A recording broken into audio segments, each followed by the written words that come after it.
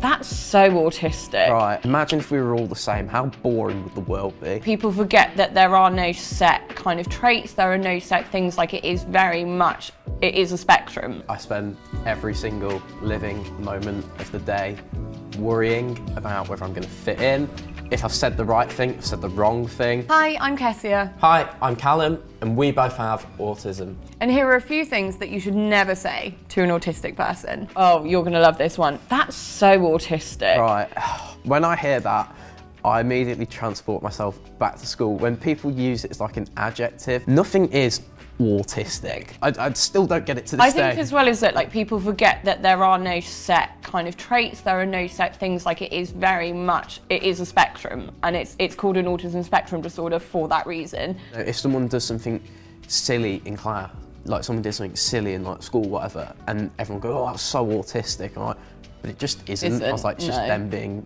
a clown. Yeah, just being a class clown, like that isn't autistic. I don't think people realise like it is quite offensive. Like the English language is plentiful. There are so many actual adjectives that you can use. Like you don't need to describe something as autistic. Oh, but you don't look autistic. Oh my god, this all the time. I'm sorry. Like I left my autism jumper at home today. Well, so.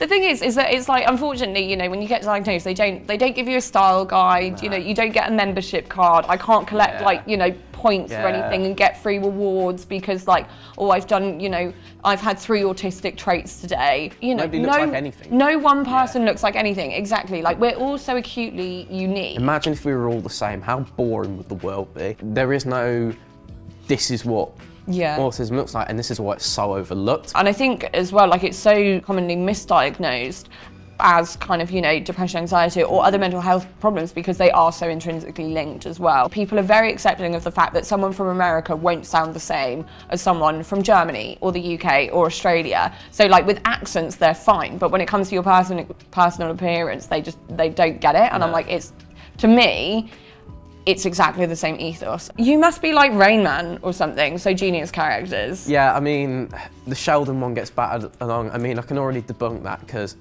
I was so bad at maths and science at school. So yeah, let's debunk that theory straight away. I did okay in school, but that was more because I worked hard, not because I was clever. Now, weirdly, I actually was quite big into maths and science as a kid, and like I did triple science GCSE, I did maths at A level. But yeah, I'm not an astrophysicist, and I'm sat here working in the creative industry. So I think that a big thing for us, particularly in terms of like our line of work, it comes down to what we're passionate about.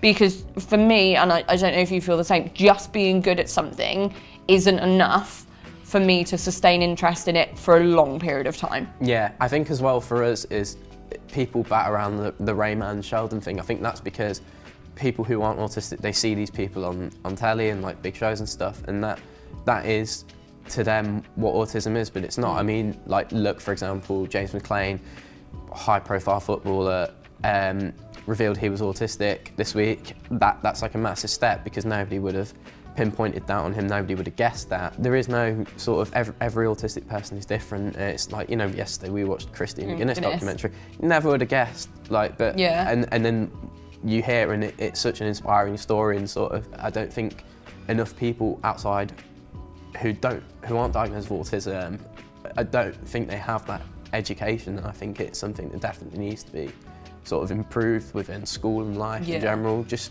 not necessarily just to sort of spot it, but also just to help understand and sort of people realise like why things are different for us, why we see the world so differently. I do quite often wonder like how different my school experience would have been had I known. And I actually, like as you said, we were watching the Christine McGuinness documentary last night, and that for me was really, really lovely, but also in a way quite harrowing, because kind of listening to the stories of the women and girls on that, it was literally like textbook, you know, comparison to my experience. And I think that just goes to show, you know, just kind of how overlooked we are, but also, you know, I think it's so, so important, and I'm really grateful to her actually for putting herself out there like that, because that's just a really big step forward into hopefully, you know, kind of more women and girls having a better experience, more women and girls actually being diagnosed, and then also kind of like having more research and understanding around kind of like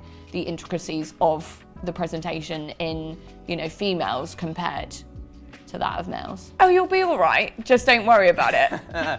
Oh yeah, never worry about it. I spend every single living moment of the day worrying about whether I'm going to fit in, if I've said the right thing, if I've said the wrong thing, how I look, how other people think I look, what other people think about me. I don't know about you, but there's about a million emotions throughout the day, and it's quite exhausting and just sort of, you know, it's a stressful world. Yeah, I think for me, I think the biggest thing is that, like, so the way that I always explain it to people is like, most people, you'll be like, oh, I need to wake up in the morning and go and make a cup of tea, and all of that in kind of like your head is sort of just one or maybe two steps.